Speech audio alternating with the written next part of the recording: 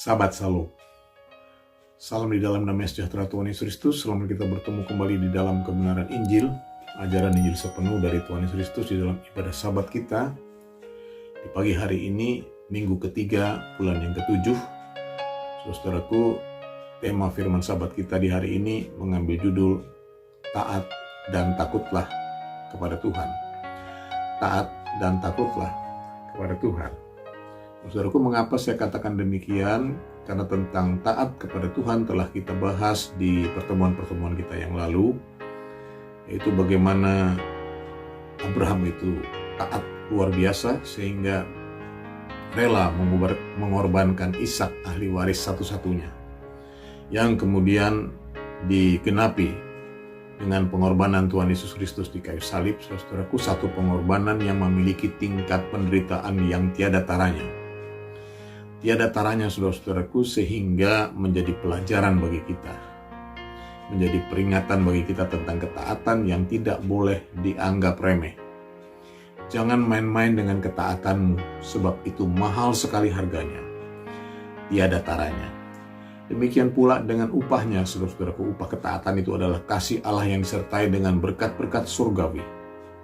Kitab Kejadian mengatakan, menulis Abraham, Allah membuat Abraham menjadi sangat kaya. Dalam bahasa Inggrisnya adalah very rich. Itulah yang dikatakan oleh seorang penginjil sekaligus gembala sidang yang terkenal di dunia, Kenneth Copeland. Dalam khotbahnya dia mengatakan, Abraham is very rich and I am very interesting about it. Abraham itu sangat kaya dan saya sangat tertarik tentang perkara itu. Dan benar, saudara-saudaraku, Kenneth Copeland adalah terkenal di dunia bukan hanya karena dia memiliki lebih dari satu pesawat pribadi, ya, jet pribadi atau private jets, tetapi lebih dari itu, dia dikenal sebagai hamba Tuhan satu-satunya yang memiliki airport atau bandar udara pribadi yang bernama Kenneth Copeland Airport di Fort Worth, Texas, Amerika Serikat. Saudara-saudaraku, bandara yang lokasinya berdekatan dengan gerejanya atau ministrinya itu dibelinya pada tahun 80-an, saudaraku, dari Korps Marinir Amerika Serikat. Namun, apakah ia selaku hamba Tuhan tetap taat sampai hari ini? Apakah ia selaku hamba Tuhan tetap takut akan Tuhan sampai hari ini? Buktinya, saudara-saudaraku, dapat kita lihat di media sosial. Khususnya di dalam kanal YouTube, saudara-saudaraku, Kenneth Copeland adalah salah satu dari sekian banyak penginjil dari golongan penginjil kemakmuran atau prosperity gospel. Nah, saudara-saudaraku, bersama dengan rekan-rekannya, mereka sekarang ini viral dicap sebagai nabi-nabi palsu. Ya, kita tahu karena Copeland itu, kalau saudara ikuti itu, dia 3 serangkai. Di situ ada Jesse Duplantis, di situ ada Jerry LaSalle, juga ada teman mereka Several Dollar, di situ juga ada T.D. Jakes, Benny Hinn, ya, Paula White, Josh Mayer, dan banyak lagi seperti yang telah kita bahas di dalam ibadah tengah minggu.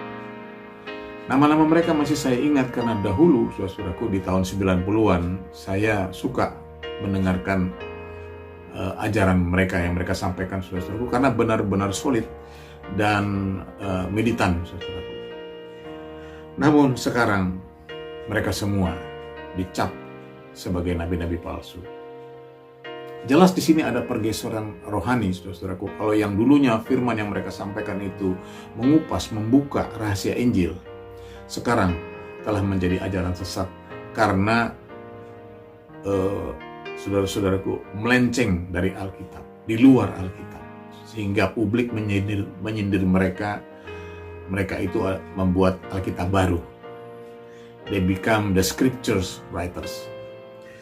Inilah bukti dari tidak adanya lagi ketaatan. Mereka seolah mau menjadi Allah, mengajar firman-Nya sendiri atau pikiran atau ajarannya sendiri. Saudara-saudaraku, mereka mau menjadi sama seperti Allah, sehingga otomatis sifat takut akan Allah itu tidak ada lagi pada diri mereka. Apa yang akan terjadi, saudara-saudaraku? Tuhan Yesus sudah mengangkat berkat surgawi dari mereka. Itulah hikmat dan urapan dari surga.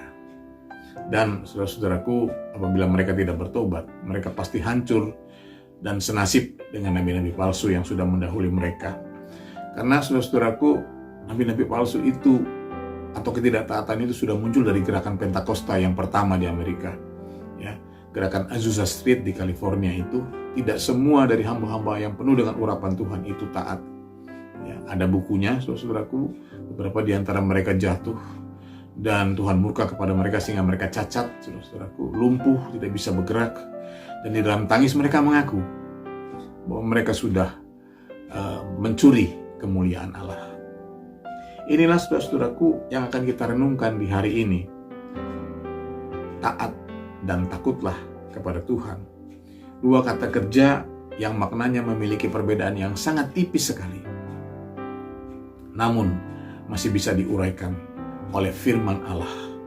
Ya, sebagaimana tertulis di dalam kitab Ibrani, sebab firman Allah hidup dan kuat dan lebih tajam daripada pedang bermata dua manapun, yang menusuk amat dalam sampai memisahkan jiwa dan roh, sendi-sendi dan sumsum. Ia sanggup membedakan pertimbangan dan pikiran kita. Firman Allah itu adalah Tuhan Yesus Kristus sendiri, atau firman Kristus, ajaran Injil sepenuh dari Tuhan Yesus Kristus. Untuk itu mari kita periksa ayat-ayatnya, mari kita buka Alkitab kita untuk membaca Filipi 2. Filipi 2 ayat 12 dan 13. Hai saudara-saudaraku yang kekasih, kamu senantiasa taat, karena itu tetaplah kerjakan keselamatanmu dengan takut dan gentar. Bukan saja seperti waktu aku masih hadir, tetapi terlebih pula sekarang waktu aku tidak hadir. Karena Allah lah yang mengerjakan di dalam kamu baik kemauan maupun pekerjaan menurut kerelaannya. Amin. Saudaraku, inilah firman Roh Kudus yang menjadi landasan dari tema kita di hari ini, taat dan takutlah kepada Tuhan.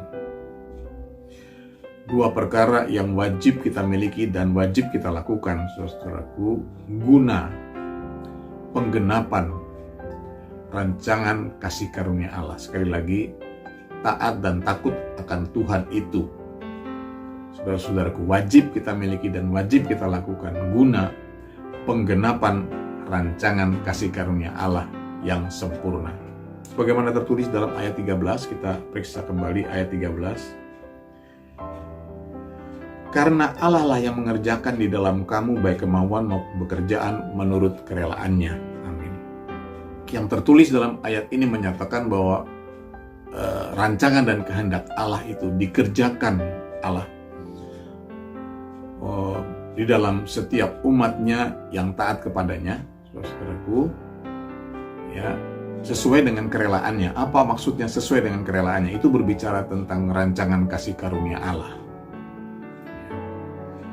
Maka ketika kasih karunia Allah itu bekerja, saudaraku, Allah turut bekerja, ya, karena untuk setiap orang yang mengasihinya itu, saudaraku, ketika kasih karunia Allah itu bekerja membentuk dan memproses umatnya, saudaraku. Bentuknya seperti apa? Bentuknya adalah kuasa Allah, pekerjaan Allah yang bekerja untuk membentuk kita menjadi manusia baru, menjadi anak-anak Allah. Nah, bagaimana caranya supaya kuasa Allah atau pekerjaan Allah itu optimal dalam kehidupan kita? Saudaraku, itu bergantung kepada dua perkara tadi. Pertama, taat. Dan kedua, takut akan Tuhan. Seperti tertulis dalam ayat 12, saudaraku. Ayat 12, kita baca kembali. Hai saudara-saudaraku yang kekasih, kamu senantiasa taat. Karena itu tetaplah kerjakan keselamatanmu dengan takut dan gentar, bukan saja seperti waktu aku masih hadir, tetapi terlebih pula sekarang waktu aku tidak hadir. Amin. Maksud daripada ayat ini, saudara-saudaraku, adalah jika kita mau memulai ketaatan kita, saudara-saudaraku, maka saudaraku, kita akan merasakan kasih Allah bekerja dalam kehidupan kita. Penyertaan Allah ada pada kita sebagaimana kita telah pelajari dahulu, saudaraku, bahwa kasih Allah itu berpasangan dengan ketaatan umatnya. Di mana ada umat yang taat, di situ kasih Allah mendampingi, ya, beserta dengan dia, saudara-saudaraku. Itulah yang dimaksud dengan Allah terus bekerja, ya, di dalam kehidupan orang-orang yang mengasihi dia. Nah, saudara-saudaraku, demikian pula pada saat kita taat, kita rasakan berkat-berkat Allah mengalir dalam kehidupan kita. Nah, kalau kita sudah merasakan hal itu, sudah mengalami hal itu, ayat 12 ini mengatakan, tetaplah kerjakan keselamatanmu. Tetaplah hidup di dalam kasih karunia Allah itu. Keselamatan adalah kasih karunia, saudaraku, sampai kepada keselamatan yang sempurna. Tetaplah tinggal di dalam rancangan kasih karunia Allah itu, saudaraku. Bagaimana caranya? Dengan hidup takut akan Tuhan. Di sini menjadi jelas, saudara-saudaraku, apa gunanya, apa fungsinya dari takut akan Tuhan. Takut akan Tuhan itulah yang membuat kita tetap berada di dalam kasih karunia Allah. Takut akan Tuhan itulah yang membuat pekerjaan atau karya Allah, kasih karunia Allah, itu tidak beralih dari kehidupan kita. Takut akan Tuhan itu juga yang membuat, saudara-saudaraku, berkat-berkat surgawi, ya, tidak meninggalkan kita. Nah, saudara-saudaraku, mengapa demikian, saudara-saudaraku? Karena ketika kasih karunia Allah berproses dalam kehidupan umat yang taat, saudara-saudaraku, godaan akan ketaatan itu bisa sewaktu-waktu terjadi. Terlebih kita sebagai manusia ini terdiri dari darah dan daging yang tidak terluput dari kelemahan, kekurangan, bahkan dosa, saudara-saudaraku, ya, kesalahan. Nah, saudara-saudaraku yang berbahagia di dalam Injil sepenuh, saudara-saudaraku, kelemahan-kelemahan itu yang lahir atau datang dari emosi dan hawa nafsu, saudara. Sehingga untuk sampai kepada ketaatan yang sempurna atau ketaatan yang utuh itu memerlukan waktu, memerlukan proses, ya. Jatuh, bangun, ya. Jatuh, bangun lagi, bangkit lagi. Namun bagaimana caranya, saudara-saudaraku, agar kita tetap ada di dalam kasih karunia Allah itu? Bagaimana caranya agar kasih karunia Allah itu tidak pergi dari kita, saudara? Hiduplah selalu di dalam takut akan Tuhan. Itulah yang Raja Daud katakan, meskipun jatuh tidak sampai tergeletak, sebab tangan Tuhan akan menopang tangannya. Haleluya. Saudara-saudaraku, contoh yang pertama di dalam takut dan taat kepada Tuhan adalah peristiwa Nabi Musa. Nabi Musa yang tidak diizinkan Allah untuk menyeberang sungai Yordan dan masuk ke tanah perjanjian. Mengapa demikian, saudara-saudaraku? Karena Musa tidak taat. Di dalam emosinya yang meluap-luap dan akhirnya meledak, saudara-saudaraku, Nabi Musa melanggar perintah Tuhan. Dan dengan terang-terangan disaksikan oleh bangsa Israel, saudara-saudaraku, melanggar perintah Allah dan menentang Allah secara terang-terangan. Ia tidak taat. Dan saudara-saudaraku, sayangnya pada saat itu sifat takut akan Tuhan itu telah hilang daripadanya. Nah, saudara-saudaraku, kalau peristiwa ini terjadi pada diri kita, ya, ketika begitu banyak tekanan sehingga emosi dalam diri kita itu sudah meluap-luap, adakah obat, ya, untuk mencegah murka Tuhan turun kepada kita, saudara-saudara? Ada, yaitu takut akan Tuhan. Sebelum emosi itu meledak dan menimbulkan kekacauan, saudara-saudaraku, jiwa dan roh kita harus berfungsi untuk mengingatkan diri kita bahwa kita harus menjadi umat yang selalu takut akan Tuhan. Ini adalah satu sifat yang harus dilatih terus-menerus sampai menjadi rema, sampai berbadan di dalam diri kita masing-masing.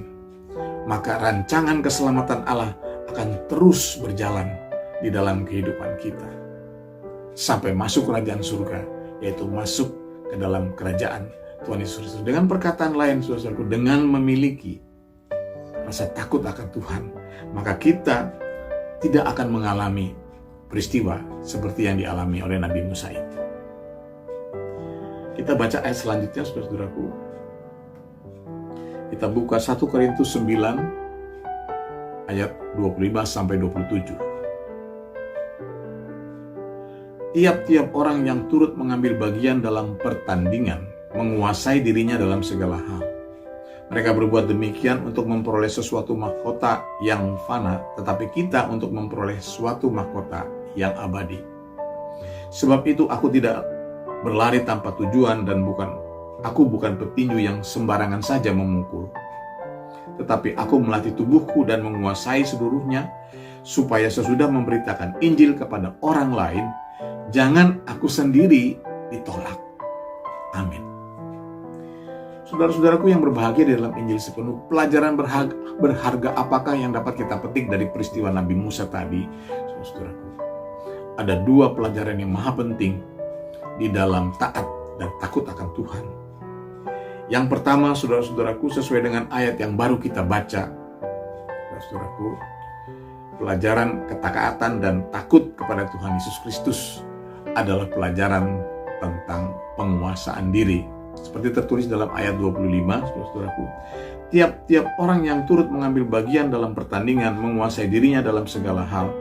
Mereka berbuat demikian untuk memperoleh suatu mahkota yang fana, tapi kita untuk memperoleh suatu mahkota yang abadi. Saudaraku, seperti yang pernah kita bahas sebelumnya, penguasaan diri itu adalah pelajaran yang tersulit di dalam doktrin Injil sepenuh. Penguasaan diri itu adalah pelajaran yang tersulit di dalam proses Injil sepenuh. Dan ini saya akui berdasarkan pengalaman saya sendiri sebagai keturunan orang yang berdarah panas. Cepat sekali naik darah. Namun di hari ini, rahasia kerajaan Allah dinyatakan bahwa setiap umat yang mau taat dan takut akan Tuhan, ia akan sanggup menguasai dirinya, sehingga terhindar dari berbagai kekacauan dan tetap berada di dalam gelanggang pertandingan kehidupan yang tidak lain dan tidak bukan adalah rancangan dan kasih karunia Allah yang sempurna, ya, dari awal sampai akhir, dari Kejadian sampai Wahyu. Kita di dalam pembacaan khatam kita belajar dari Yusuf, saudara. Bagaimana Yusuf, saudara-saudaraku, dia dipenjarakan karena dia taat dan takut akan Tuhan. Ya. Saudara-saudaraku, saya percaya bahwa di dalam penjara Yusuf mengalami kelegaan karena dia terluput dari, saudara-saudaraku, godaan atau penyesatan yang luar biasa. Ya. Godaan dari istri orang lain itu satu pelanggaran berat, saudara. Dan saya yakin di dalam penjara Yusuf tetap berharap kepada Tuhan. Nah, saudara-saudaraku yang berbahagia dalam Injil sepenuh, kalaupun seorang itu lalai dari ketaatannya karena kemanusiaannya atau kedagingannya, namun selama ia masih memiliki rasa takut akan Tuhan, takut kepada Tuhan Yesus Kristus, ia tidak akan terlepas dari kasih karunia Allah dan boleh kesempatan untuk bangkit kembali dan mengejar ketertinggalannya. Kita baca ayat selanjutnya, saudaraku. Pelajaran yang kedua. Pelajaran yang pertama tentang penguasaan diri. Pelajaran yang kedua tertulis di dalam Matius 22. Matius 22, kita baca ayat 11 sampai 14. Demikian firman Tuhan Yesus. Ketika raja itu masuk untuk bertemu dengan tamu-tamu itu, ia melihat seorang yang tidak berpakaian pesta. Ia berkata kepadanya, "Hai saudara, bagaimana engkau masuk kemari dengan tidak mengenakan pakaian pesta?" Tetapi orang itu diam saja. Lalu kata raja itu kepada hamba-hambanya, "Ikatlah kaki dan tangannya dan campakkanlah orang itu ke dalam kegelapan yang paling gelap. Di sanalah akan terdapat ratap dan kertak gigi. Sebab banyak yang dipanggil, tetapi sedikit yang dipilih." Amin. Pelajaran penting kedua dari taat dan takut akan Tuhan adalah pelajaran tentang pakaian pesta. Saudara-saudaraku yang berbahagia, di dalam ajaran Injil sepenuh, orang yang ditolak atau diusir dari perjamuan pesta anak domba itu adalah ibarat peristiwa umat Israel yang dilarang untuk masuk tanah perjanjian, atau peristiwa Nabi Musa yang dilarang Allah untuk memasuki tanah perjanjian karena tidak memakai pakaian pesta. Segala puji syukur kepada Tuhan Yesus Kristus, sekali lagi di hari ini diungkapkan atau disingkapkan rahasia kerajaan Allah tentang pakaian pesta yang lebih dalam lagi. Pakaian pesta itu berbicara tentang kebenaran, perbuatan yang benar dari orang-orang kudus, kebenaran yang bukan hanya teori tetapi perbuatan yang benar dari orang-orang kudus, saudara-saudaraku. Dan tentang kebenaran ini, saudara-saudaraku, rahasia kebenaran itu di hari ini dinyatakan bahwa kebenaran itu tidak semata terdiri dari ketaatan saja, tetapi juga harus dilengkapi dengan sifat atau rasa takut akan Tuhan. Supaya ketika kita lemah, saudara-saudaraku, dan lalai dalam menuruti firman Allah, taat itu menuruti firman Allah, kita tidak ditolak dalam kerajaan Allah. Karena memiliki obat penawarnya, takut akan Tuhan. Seperti contoh yang kedua, saudara-saudaraku, contoh yang kedua ini yaitu dari peristiwa Raja Daud, sang pemazmur, Tuhan gembalaku yang baik. Alkitab mencatat paling tidak ada 2 kelalaian atau 2 perbuatan Daud yang berakibat fatal. Sesuai dengan urutannya, yang pertama adalah ketika Raja Daud mengambil Batseba, istri Uria, yang merebut Batseba, istri Uria, dengan siasat pembunuhan. Dan yang kedua adalah ketika Raja Daud memerintahkan Yoab, panglimanya, dan seluruh tentara Israel untuk menghitung rakyat Israel. Raja Daud kepengin tahu berapa rakyat Israel sekarang. Itu tidak berkenan kepada Allah, itu dilarang oleh Allah. Nah, saudara-saudaraku, namun kalau kita simak dengan teliti riwayat Daud di dalam Alkitab, kasih karunia Allah tidak pernah beralih dari Raja Daud, seperti halnya kasih karunia Allah beralih dari Raja Saul. Mengapa demikian? Bukankah keduanya itu sama-sama lalai dalam ketaatan, saudara? Bedanya adalah Daud senantiasa memiliki rasa takut akan Allah. Saudaraku, ia menyesal dan merendahkan dirinya dengan sangat di hadapan Nabi Nathan dan di hadapan orang-orang Israel. Kita baca ayat yang terakhir, saudaraku.